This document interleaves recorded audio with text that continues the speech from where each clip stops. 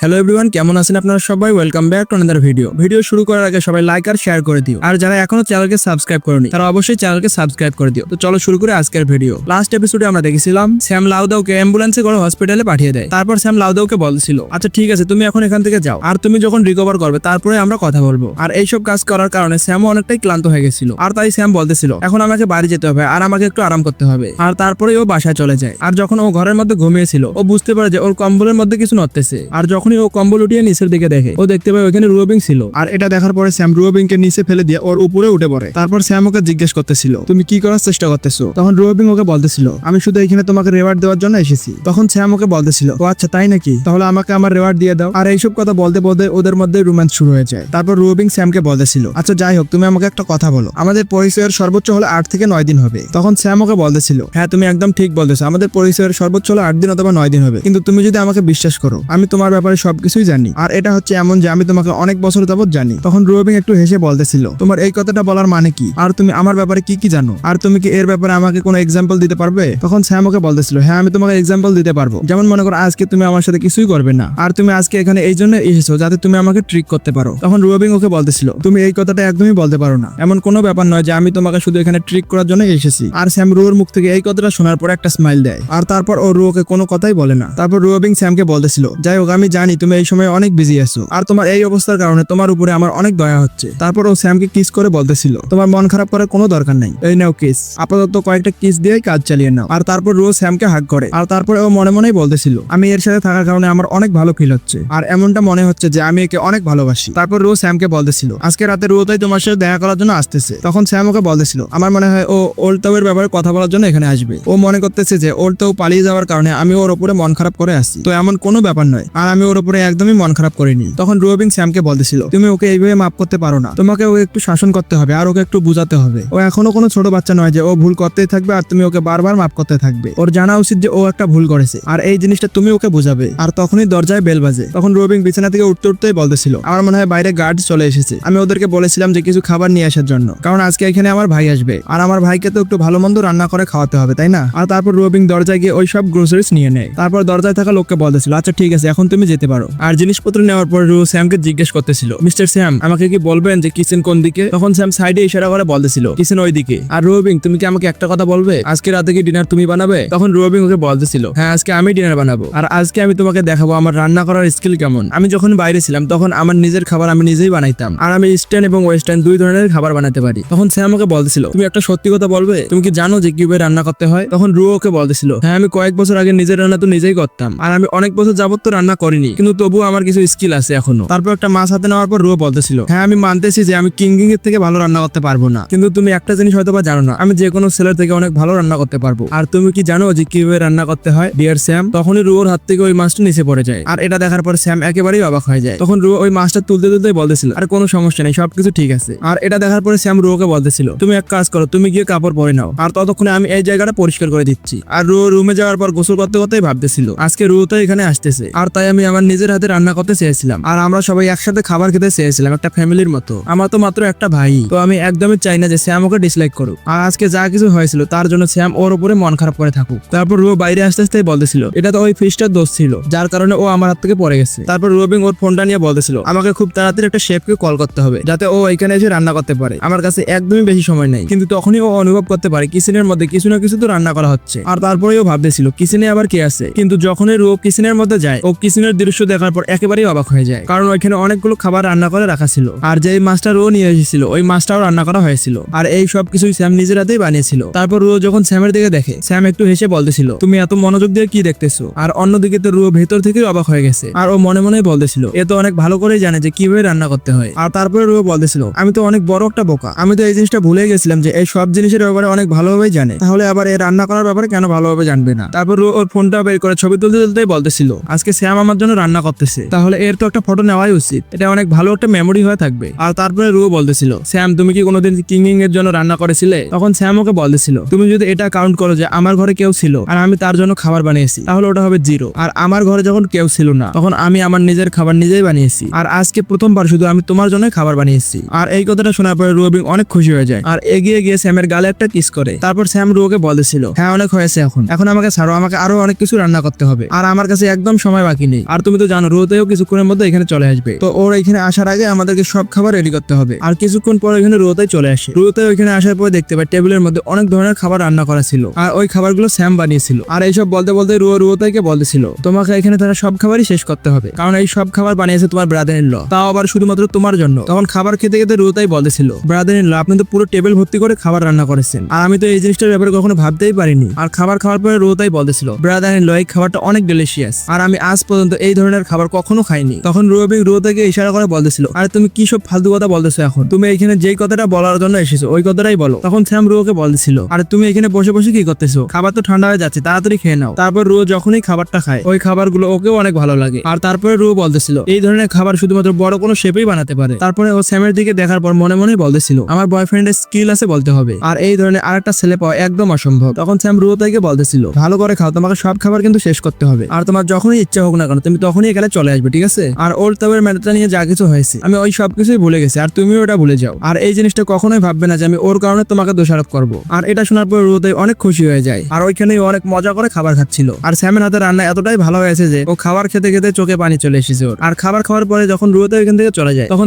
স্যামের ওইখানে এসে স্যামকে বলতেছিল আমার মনে হয় অনেক দেরি হয়ে গেছে, তো কেননা আমরা একটু রেস্ট করে নেই। তখন স্যাম রুবিকে বলতেছিল আমার তো মনে হয়েছিল যে আমরা আজকে অন্য কিছু করবো। আর তারপরে স্যামের কিছু বলার আগে স্যামের মুখে আঙ্গুল দিয়ে ওকে চুপ করিয়ে দেয়। তখন বলতেছিল হ্যাঁ অবশ্যই করবো, তবে আজকে নয় আরেকদিন করবো। আর আমিও এই জিনিসটা দেখার অপেক্ষায় থাকবো। আর আমার মতো কে কে অপেক্ষায় থাকবে কমেন্ট করে জানাবে, কারণ এদের দুজনের ওই কাজটা বারবার হতেই হয় না। তার কিছুক্ষণ পরে আমরা দেখতে পাই রুবিং ব্রাশ করতেছিল। এটা দেখার পরে স্যাম বলতেছিল তুমি আবারও দাঁত ব্রাশ করতেছো কেন, তুমি ঘুমানোর আগেই তো ব্রাশ করেছিলে, আর ঘুম থেকে ওঠার পরেও ব্রাশ করেছিলে, তারপর মর্নিং এক্সারসাইজ শেষ করে আবারও ব্রাশ করেছিলে, তারপর 5টার সময় ব্রাশ করেছিলে, আর এখন 7টার সময় আবারও ব্রাশ করতেছো। তোমার কি মনে হয় না তুমি একটু বেশি ব্রাশ করতেছো? তুমি কি এই ব্যাপারে একদমই ভয় পাও না যে তুমি এত যদি ব্রাশ করো তাহলে তোমার দাঁত নষ্ট হতে পারে? তখন রুবিং সাইডের দিকে মুখ করে বলতেছিল তুমি একটা লজ্জাহীন ছেলে। তখন স্যাম রুবিংকে বলতেছিল আমি কিছুক্ষণ আগে ব্রেকফাস্ট বানিয়েছি, তো তুমি কি এখন ব্রেকফাস্ট করবে? তখন রুবিং ওকে বলতেছিল না আমার কোম্পানিতে আজকে অনেক ইম্পর্টেন্ট একটা মিটিং আছে। আর তোমার ব্যাপারে কি, তুমি কি আজকে আমার সাথে কোম্পানিতে যাবে? তখন স্যাম রুকে বলতেছিল না আজকে আমি তোমার সাথে যেতে পারবো না, কারণ একটা কাজের জন্য আমাকে আজকে বাইরে যেতে হবে। তখন রুকে বলতেছিল তোমার আবার আজকে কি কাজ, তুমি কি ইউরং এর সাথে দেখা করতে যাচ্ছ নাকি? তখন স্যাম ওকে বলে না আমি ওর সাথে দেখা করার জন্য যাচ্ছি না। আর এই কথাটা শোনার পরে রুবিং একটু খুশি হয়ে যায়, আর খুশি হওয়ার পরে ওর গালে একটা কিস করে। আর ওইখান থেকে ও যেতে যেতে বলতেছিল আচ্ছা যাই হোক তুমি একটা ভালো ছেলের মতো ব্যবহার করবে, ঠিক আছে? আর আমি আমার কোম্পানিতে যাচ্ছি। আর কিছুক্ষণ পরে রুও কোম্পানিতে বসেছিল, তখনই ওর এখানে কল আসে। আর রুওকে কল করেছিল কিং গেম।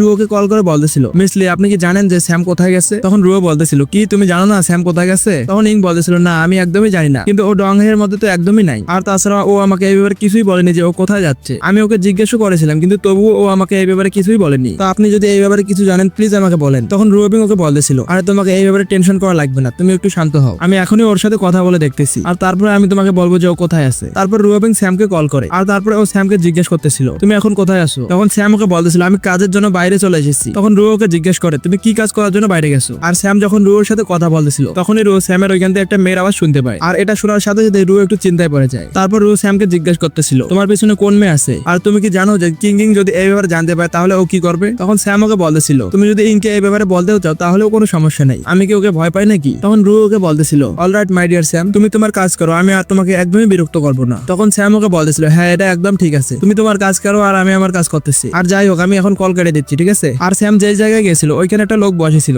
আর ওর কোলেও একটা মেয়ে বসেছিল, আর ওই লোকটা ছিল ফিফথ এল্ডার অফ মধুমাউ শিরু সং। তখন ফিফথ এল্ডার ওইখানে বলতেছিল মাই ফ্রেন্ড তুমি এখানে কি বলার জন্য এসেছো তাড়াতাড়ি বলো, তুমি আমার টাইম একদমই ওয়েস্ট করবে না। তখন ফিফথ এল্ডারের কোলে থাকা মেয়েটা বলতেছিল দেখো ফিফথ এল্ডার শুধুমাত্র তোমার সাথে একটু খেলতেছে, আর দেখো তোমার ফোনে আবার একটা কল চলে এসেছে। আর স্যাম যখনই আবারও কলটা পিক করতে ধরেছিল তখনই এটা দেখার পর ফিফথ এল্ডার অনেক রেগে যায়। আর ফিফথ এল্ডার চিল্লিয়ে বলতেছিল আমি তোমাকে কি বলেছি তোমার কি মনে নাই? আমার সামনে বোকা হওয়ার অ্যাক্টিং একদমই করবে না, আর তুমি এখানে কি করার জন্য এসেছো? আর ফিফথ এল্ডার যেহেতু অনেকটাই রেগেছিল তাই ও ওর গানটাকে বের করে। তারপরে ও স্যামকে বলতেছিল তুমি যদি আমার সাথে কথা বলার জন্য এখানে এসেছো তাহলে তোমার ফোনটা এখনই ভেঙে ফেলো, আর তুমি যদি আমার সাথে বিজনেসের কথা বলতে চাও তাহলে এটাই সবচেয়ে ভালো হবে। কিন্তু আমাদের স্যাম কি ওর কথা শুনবে নাকি? স্যাম তাড়াতাড়ি ওটা ফিফথ এল্ডারের গানটা হাত থেকে কেড়ে নেয়, আর তারপর স্যাম ফিফথ এল্ডারকে গান পয়েন্ট করে। আর ফিফথ এল্ডারের সাথে যে মেয়েটা ছিল ওই গানটা দেখার সাথে সাথে ও অনেকটাই ভয় পেয়ে যায়। আর এটা দেখার পরে তো ফিফথ এল্ডার একেবারেই অবাক হয়ে গেছিল, আর ও মনে মনেই ভাবতেছিল এখনই তো আমার হাতে গানটা ছিল, কিন্তু ও এক নিমিষের মধ্যে ও কিভাবে আমার হাতে গানটা নিল, এ কি ভূত নাকি? আর তখনই ফিফথ এল্ডারের আশেপাশে যতগুলো গুন্ডা ছিল ওরা ফিফথ এল্ডারকে হেল্প করার জন্য চলে আসে। তখন ফিফথ এল্ডার বলতেছিল তো এখন তুমি এখান থেকে বেঁচে কোথায় পালাবে? কিন্তু তখনই স্যামের ফোনে আবারও কল আসে, আর এটা দেখার পর ফিফথ এল্ডার বলতেছিল ওই দেখো তোমার ফোনে আবার কল এসেছে, তো তুমি একটা কাজ করো, তুমি এখন গিয়ে ওই কলটা ওঠাও আর তুমি কথা বলো। আর স্যামও হাত বাড়িয়ে ফোনটা নিয়ে নেয় যাতে ও কল পিক করতে পারে। আর ওইখানে থাকা সবগুলো গুন্ডা স্যামের থেকে গান পয়েন্ট করেছিল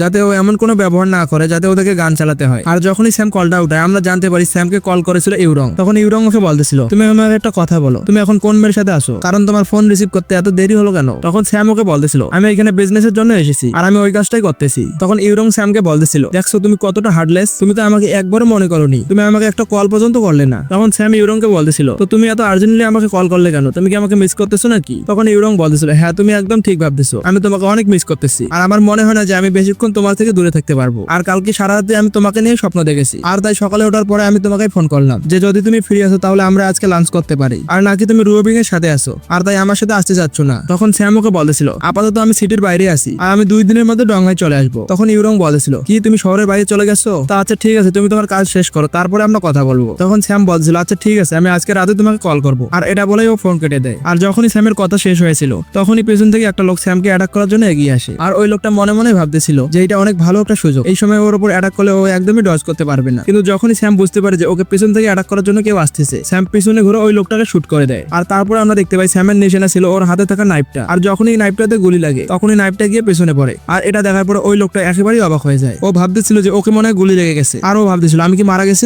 নাকি আমি এখনো বেঁচে আছি। আর গ্রুপের বাকি লোকেরা যখন এগুলো দেখছিল তখন ওরাও অবাক হয়ে যায়। আর ওদের মুখ দিয়ে কোনো আওয়াজই বেরোচ্ছিল না। আর ফিফথ এল্ডারের সাথে যে মেয়েটা ছিল ও তো ভয়ের কারণে মাটিতেই বসে পড়ে। তারপরে স্যাম ফিফথ এল্ডারের দিকে গান পয়েন্ট করে বলতেছিল, এবার আমাদের কথা বলা উচিত। আর এই সময় ফিফথ এল্ডারও একটু ভয়ের মধ্যে ছিল। আর ও ফোন বের করতে করতেই বলতেছিল, আমি এখনো জানি না যে কে তোমাকে পাঠিয়েছে, আর তুমি যদি আমাকে ছেড়ে দাও তাহলে আমি তোমাকে $20 মিলিয়ন দেওয়ার জন্য রাজি আছি। না আমি তোমাকে $50 মিলিয়ন দেওয়ার জন্য রাজি আছি, কিন্তু তবুও তুমি আমাকে ছেড়ে দাও। কিন্তু অন্যদিকে স্যামের উপরে ওর কথার কোনো প্রভাবই পড়তেছিল না। এখনো স্যাম ওর উপরে গান পয়েন্ট করে দাঁড়িয়েছিল। তখন ফিফথ এল্ডার ভাবতেছিল, আমার মনে হয় $50 মিলিয়ন এর জন্য এনাফ নয়, কিন্তু আমার জীবন আমার জন্য অনেক মূল্যবান, তো কেননা আমি এর থেকেও ভালো অফার দিয়ে রেখে। তারপরে ফিফথ এল্ডার বলতেছিল, আমি তোমাকে $50 মিলিয়ন দিব না, আমি তোমাকে $100 মিলিয়ন দিব। না তুমি 1 মিনিট দাঁড়াও, যে লোকেরা তোমাকে এখানে পাঠিয়েছে আর ওরা যত টাকা দিয়েছে আমি ওদের থেকে $100 মিলিয়ন বেশি দিব, কিন্তু তবুও তুমি আমাকে যেতে দাও। তারপর স্যাম ওকে গানটা দেওয়ার সময় বলতেছিল, আমি ওই লোকেদের অনেক ঘৃণা করি যারা আমার উপরে অ্যাটিটিউড দেখায়, আর তুমি চাইলে আমরা একা গিয়ে কথা বলতে পারি, তো এই ব্যাপারে তুমি কি ভাবতেছো? আর এটা শোনার পরে ফিফথ এল্ডার ওর সব লোককে বলতেছিল, তোমরা কি এখনো শুনতে পারো না যে কি বলতেছে? তোমরা তাড়াতাড়ি এখান থেকে চলে যাও। তারপর ফিফথ এল্ডার এগিয়ে এসে স্যামের সাথে হাত মিলায়। আর স্যাম তখন বলতেছিল, তোমাকে একদমই টেনশন করা লাগবে না, এই গানের মধ্যে আর একটাও বুলেট বাকি নেই। আর তারপর স্যাম ফিফথ এল্ডারকে গান দেওয়ার সময় বলতেছিল, আচ্ছা যাই হোক, তুমি একটা জিনিস খেয়াল রাখবে, তুমি ভুল করেও কাউকে হার্ট করবে না, ঠিক আছে? তখন ফিফথ এল্ডার একটু মিথ্যা হাসি দিয়ে বলতেছিল, তুমি তো অনেক মজা করতে পারো, তুমি যদি আমার সাথে কোঅপারেট করতে চাও তাহলে আমি অবশ্যই তোমার সাথে কোঅপারেট করার জন্য রাজি আছি। আর তোমার যদি কোনো জিনিস প্রয়োজন হয় তুমি শুধু আমাকে একবার বলবে, আমি অবশ্যই ওই জিনিসটা তোমাকে দেওয়ার চেষ্টা করব। তারপর স্যাম ফিফথ এল্ডারের সাথে বিজনেসের কথা বলে যে এটা প্রায় 3 বছর আগের কথা, তুমি বিউটি ইয়াংকাইকে ডিং রুইলং এর ওখানে পাঠিয়েছিলে আর ওর ইনভেস্টমেন্টকে খারাপ করে দিয়েছিলে। আর আমি শুনেছি যে তুমি এখনো কিছু ইয়াং মেয়েকে ওর কাছে পাঠিয়েছো, তো তুমি কি করার চেষ্টা করতেছো ফিফথ এল্ডার? আর এই কথাটা শোনার পর ফিফথ এল্ডার একেবারেই অবাক হয়ে যায়।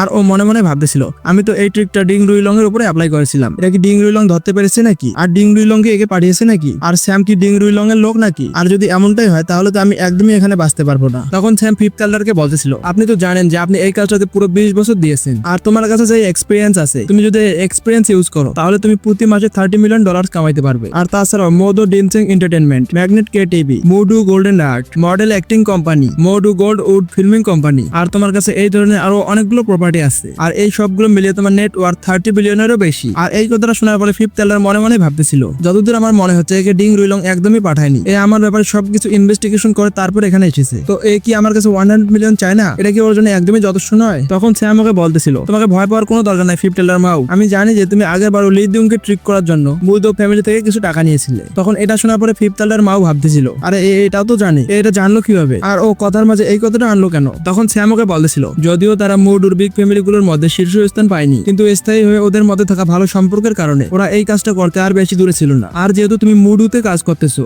আর তুমি যদি গু ফ্যামিলির সাথে ঘনিষ্ঠ না হও তাহলে তো এটা অনেক অদ্ভুত হবে, তো আমার মনে হয় তুমি গু ফ্যামিলির অনেক ক্লোজে আছো। তখন ফিফথ এল্ডার মনে মনে ভাবতেছিল, আমি মনে মনে যেমনটাই ভাবতেছি ও তো ঠিক সেমনটাই ভাবতেছে, আর আমি একদমই বুঝতে পারতেছি না যে এ কি করার চেষ্টা করতেছে। তখন ফিফথ এল্ডার মাও বলতেছিল, মাই ফ্রেন্ড আমাকে বলো আমি তোমার জন্য কিভাবে সাহায্য করতে পারি। তখন স্যাম বলতেছিল, তুমি অনেক ভালো একটা কাজ করেছো যে তুমি ডিং রুইলং এর সাথে ছিলে। তখন ফিফথ এল্ডার মাও বলতেছিল, আচ্ছা তুমি আমাকে একটা কথা বলো, তুমি কি ওর বিরুদ্ধে আছো নাকি? আর তুমি কি ওকে ঘৃণা করো নাকি? তখন স্যাম বলতেছিল, হ্যাঁ আমি ওকে অনেক বেশি ঘৃণা করি। আর ফিফথ এল্ডার মাও এই কথাটা শোনার পর অনেকটাই খুশি হয়ে যায়। আর তারপর হাসতে হাসতেই বলতেছিল, তোমাকে তো এই কথাটা আগে বলার উচিত ছিল, ও যদি তোমারও শত্রু হয় আর ও তো আমারও শত্রু তাহলে তো আমরাও বন্ধু, তাই না? আর তুমি দাঁড়িয়ে আছো কেন? এখানে বসে পড়ো, আমরা আরামসে বসে এখানে কথা বলবো। তখন স্যাম ওকে বলতেছিল, আমি কোথাও থেকে এটা শুনেছি যে তুমি এখনো হি শিকিং এর খেয়াল রাখতেছো। আর এটা শোনার পরে আবারও ফিফথ এল্ডার মাও অবাক হয়ে যায়। আর তারপরে ফিফথ এল্ডার মনে মনে ভাবতেছিল, এ হি শিকিং এর ব্যাপারে কিভাবে জানলো? তো স্যাম হিউশিকিং এর ব্যাপারে কিভাবে জানলো আমরা দেখবো নেক্সট এপিসোডে। আর এই ভিডিওটা তোমাদের কেমন লেগেছে কমেন্ট করে অবশ্যই জানাবে। ভিডিও ভালো লাগলে ভিডিওকে লাইক করে চ্যানেলকে সাবস্ক্রাইব করে দিও। আর আমার চ্যানেলের সমস্ত আপডেট জানার জন্য অবশ্যই টেলিগ্রাম চ্যানেলে জয়েন হবে। টেলিগ্রাম চ্যানেলের লিংক ডিসক্রিপশনে দেওয়া আছে। তো সবাই ভালো থাকবে, দেখা হবে পরবর্তী ভিডিওতে।